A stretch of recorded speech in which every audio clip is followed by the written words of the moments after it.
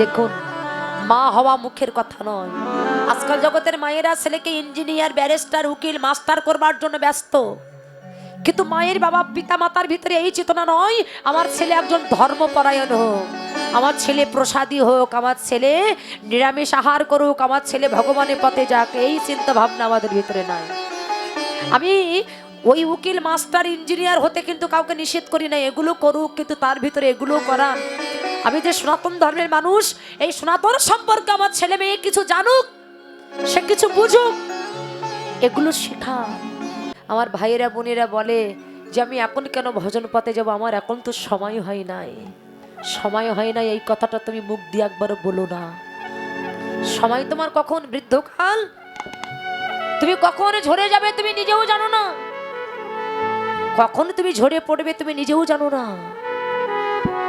এই জন্য শিশুকাল থেকে আমাদের প্রতি প্রত্যেকের কর্তব্য, শিশুকাল থেকে আমাদের এই দেহটা গৌর গোবিন্দের চরণে নিবেদন করা, গৌর গোবিন্দের ভজনে আমাদের দেহটাকে অর্পণ করা, এটা হলো আমাদের প্রতি প্রত্যেকের কর্তব্য। শিশুকাল থেকে তুমি চলে যাও, শিশুকাল থেকে তুমি গেলে একদিন না একদিন তুমি কৃপা, মায়ের কৃপা লাভ করতে পারবে। এই অটল ঐশ্বর্য কিছু নয়। ধ্রুব মহারাজ সে ছোট ছিলেন। ধ্রুব মহারাজ একদিন কি করছিল, তার মায়ের নাম ছিল সুনীতি। মায়ের কাছে যে মায়ের কণ্ঠটা জড়িয়ে ধরে বলেছিল, মা সবাই বাবার কোলে ওঠে আনন্দ করে, কত মজা করে, কত হাসি করে, মাগো আমার কি বাবা নেই? সুনীতিকে জানো মা? সুনীতিকে বলে যার নীতি ভালো সেই হচ্ছে সুনীতি। এই জন্য মা, এই জন্য ভালো কৃষ্ণ ভক্ত সন্তান পেতে গেলে আগে বিশেষ করে মাকে ভালো হতে হবে। মাটি যদি খাঁটি হয় তাহলে বীজও ভালো হবে। মা হলো মাটি আর বাবা হলো বীজ। এই মাটি আগে খাঁটি হতে হবে, মাকে আগে ভালো হতে হবে, তবে তার সন্তানও ভালো হবে। এই যে দেখুন সুনীতি, সুনীতিকে বলছে যার নীতি ভালো সেই হচ্ছে সুনীতি। ধ্রুব মহারাজ মায়ের কণ্ঠে জড়িয়ে ধরে মাকে বললেন, মাগো সবাই বাবার কোলে উঠে কত আনন্দ করে, কত মজা করে, কত কিছু করে, আচ্ছা মা আমার কি বাবা নেই? আমি একটু বাবার কোলে উঠে কি একটু আনন্দ করতে পারি না, একটু খেলা খেলতে পারি না মা, বলো না? তখনই সুনীতি বলেছিল, যাও ওই উত্থান রাজা তোর বাবা, তুই তার কোলে উঠে যেই আনন্দ কর, খেলা খেল। আর ধ্রুব মহারাজ ছুটতে ছুটতে গিয়ে যখন বাবার কোলে উঠে আনন্দ করছে, তখন পীর মাতা সুরুচি, তার দুটি স্ত্রী ছিল, একটা সুরুচি আর একটা হচ্ছে সুনীতি। ওই সুরুচি এসে ধ্রুবকে কোল থেকে নামিয়ে দিলেন নাম। আর ধ্রুবকে যখন যেই না কোল থেকে নামিয়ে দিয়েছে, ধ্রুব কাঁদতে কাঁদতে ওর মায়ের কাছে যেয়ে মায়ের কণ্ঠটা জড়িয়ে ধরে মাকে ডেকে ডেকে বলেছিল, জানো মা আমি বাবার কোলে উঠে আনন্দ করছিলাম, বাবার কোলে উঠে খেলা খেলছিলাম, বাবা আমাকে কোল থেকে নামিয়ে দিয়েছে মা। তাই মাগো জগতে কি এমন কোনো বাবা নেই যে একবার ভালোবেসে কোলে তুলে নিলে তার সন্তানকে কোনোদিন কোল থেকে নামিয়ে দেয় না? মা জগতে এমন কি কোনো বাবা আছে একবার ভালোবেসে কোলে তুলে নিলে তার সন্তানকে কোনোদিন কোল থেকে নামিয়ে দেয় না? তখন সুনীতি বলেছিল, বাবা এই জগতে এমন বাবা আছে, সে হলো জগতের বিশ্বপিতা, সে হলো এই জগতের জগৎ পিতা।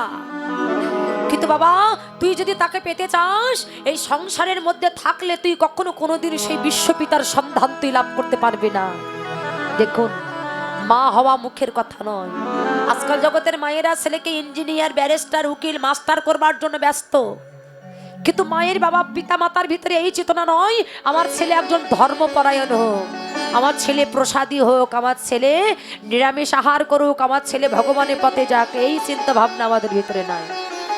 আমি ওই উকিল, মাস্টার, ইঞ্জিনিয়ার হতে কিন্তু কাউকে নিষেধ করি না, এগুলো করুক, কিন্তু তার ভিতরে এগুলো করান।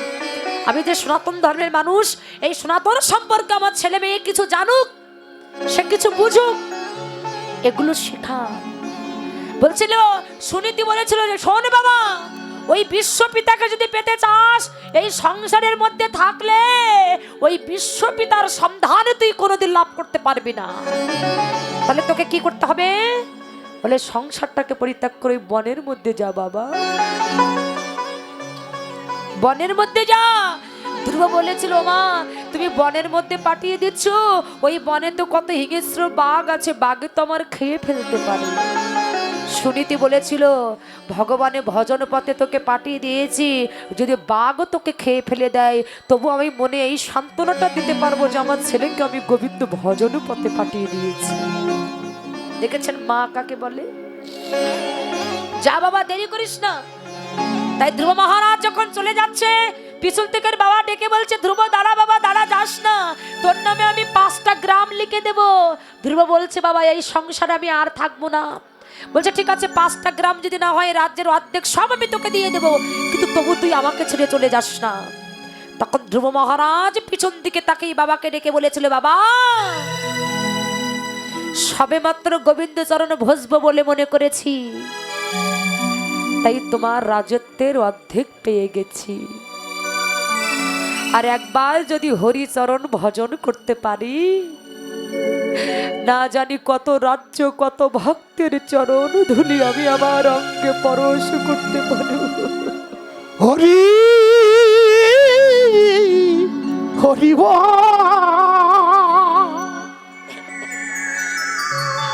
না জানি কত রাজ্য, কত ভক্তের চরণ ধুলি আমি আমার সর্বাঙ্গে পরশ করতে পারবো। সেই ছোটবেলা থেকে তার মা হরি ভজনে তার দেহটাকে অর্পণ করে দিলেন। এই হলো মা, এই হলো মা। ভক্ত প্রহ্লাদ সেও তার মায়ের কারণে মায়ের গর্ভে বসে 5 বছরে কৃষ্ণকে দর্শন পেয়েছিলেন। ভগবান জগৎ জীবকে জানিয়ে দিলেন, জগৎ এত গৌরব করো তুমি, এত অহংকার করো, কি নিয়ে অহংকার করো?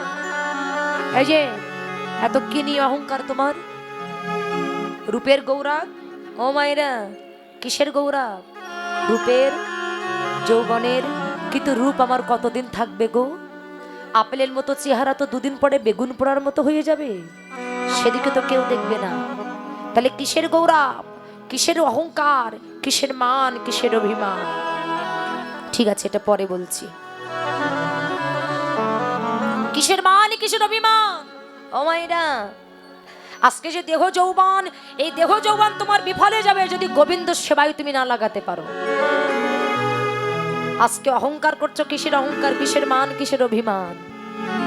হ্যাঁ, যে দেহ নিয়ে তুমি এত গৌরব করো, সেই অহংকার, মান, অভিমান তোমার কোথায় যাবে যেদিন আমার ভগবান তোমার নাম ধরে যেদিন জনমের মতো ডাক দেবে? উপরালা ডাকবে যেদিন, কারো বাধা মানবে না। ও মায়েরা, এই জন্য বললেন না, যখন আসবে ডাক্তার, এহ জগতের ডাক্তার তোমার কি করবে? আসতে যখন তার ডাক আসবে, এহ জগতের ডাক্তার তোমার কি করবে? লক্ষ লক্ষ ডাক্তার তোমার পাশে বসিয়ে রাখো, ডাক্তার কিছু করতে পারবে? যখন আমার ভগবান তোমায় ডাক দেবে। তাই তো বৈষ্ণব কবি কত সুন্দর বলে গেলেন, কি নিয়ে যাবে তুমি, কি নিয়ে এসেছে তুমি, আর যাওয়ার কালে কি নিয়ে যাবে তুমি? উপরালা ডাকবে যেদিন, কারো বাধা মানবে না। যেদিন যাবি শ্মশান ঘাটে, পালঙ্ক কেউ দেবে না, 2 দিন পরে ভুলবে সবাই, কেউ তো মনে রাখবে না। যেদিন যাবি শ্মশান ঘাটে,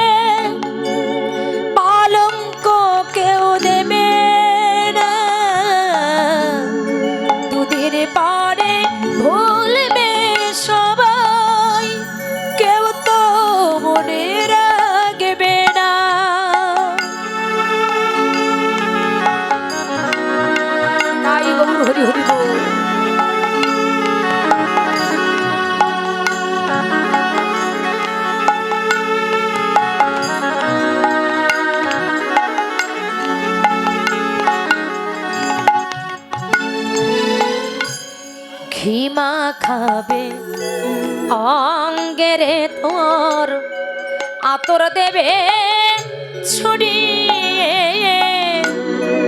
আপন স্বজন থাকবে রে তোর শিও রেতে দাঁড়িয়ে।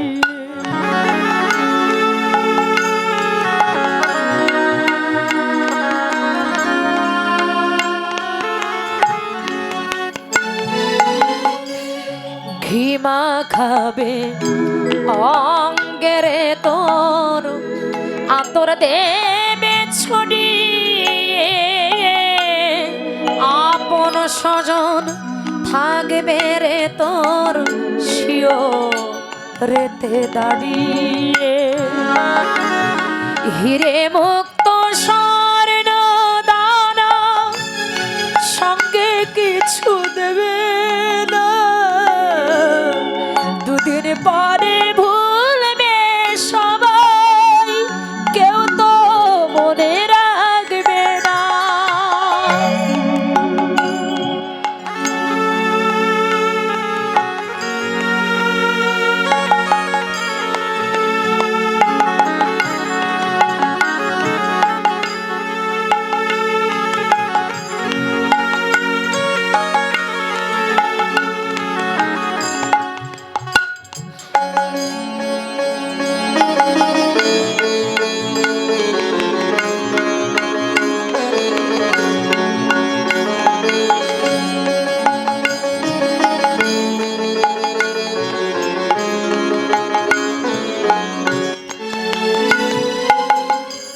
বাঁশি দেহ ফেলে যেদিন যাবি রে তুই চলে,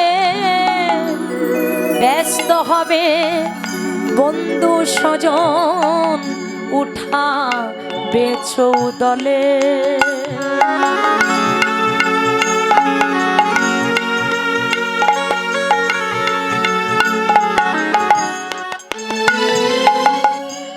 বাঁশি দেহ ফেলে যেদিন যাবি রে তুই চলে, ব্যস্ত হবে বন্ধু স্বজন উঠা বেচৌ দলে। সপ্রয়োজন শেষ হবে তোর, কোনো কাজে লাগবি না, ফুরাবে তোর জীবন খাতা, কোনো হিসাব মিলবে না। সপ্রয়োজন শেষ হবে তোর, কোনো কাজে লাগবে না, ফুরাবে তোর জীবন খাতা, কোনো হিসাব মিলবে না। যেদিন যাবি শ্মশান ঘাটে পালঙ্ক কেউ দেবে না, দুদিন পরে ভুলবে সবাই, কেউ তো মনে রাখবে না, কেউ তো মনে রাখবে না, কেউ তো মনে রাখবে না, কেউ তো মনে রাখবে না। সেদিন নামে যাবে ওর তোমার প্রাণ যাবে,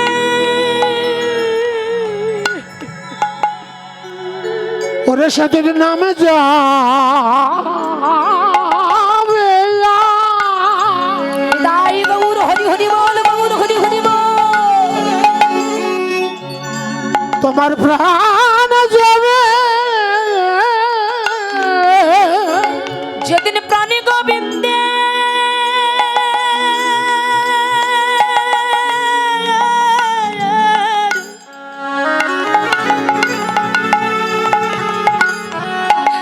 গোবিন্দ ডাকা শিবে,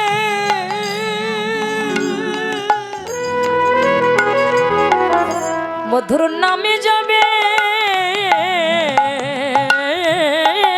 আর প্রাণ যাবে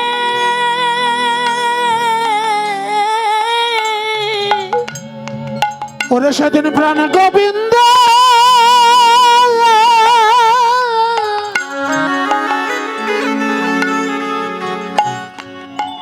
ওরে সেদিন প্রাণ গোবিন্দ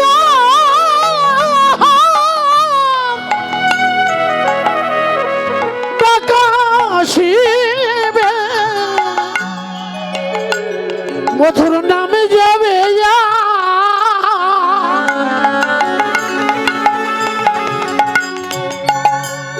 তোমার প্রাণ যাবে সেদিন এই খালি খাঁচা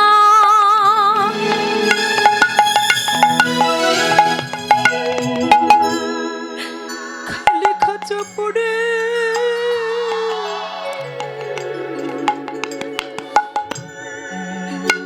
পড়ে রবে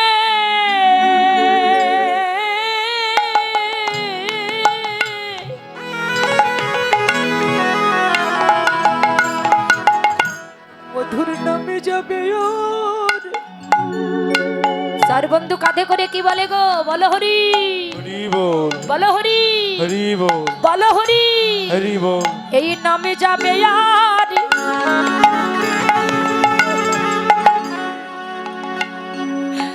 প্রাণ যাবে চার বন্ধু কাঁধে করে যাবি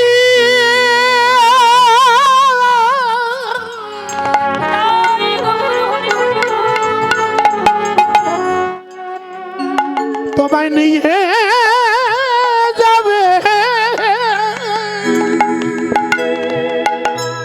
মধুর নামে যাবে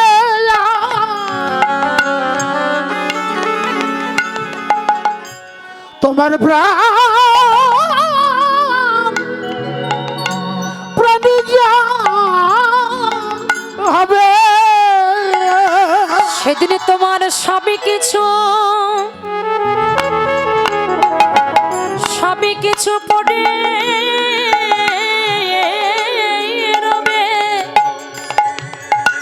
মধুর নামে যাবে আর প্রাণ যাবে সবই কিছু পড়ে রবে নাম যাবে আর প্রাণ যাবে ওরে সবে কিছু পড়ে রবে তোর নাম যাবে আর প্রাণ যাবে তোমার সবে কিছু পড়ে রবে তোর নাম যাবে আর প্রাণ যাবে সবই কিছু পড়ে রবে তোর নাম যাবে আর প্রাণ যাবে ওরে একা একা যত হবে তোর নাম যাবে আর প্রাণ যাবে একা একা যত হবে নামে যাবে আর প্রাণ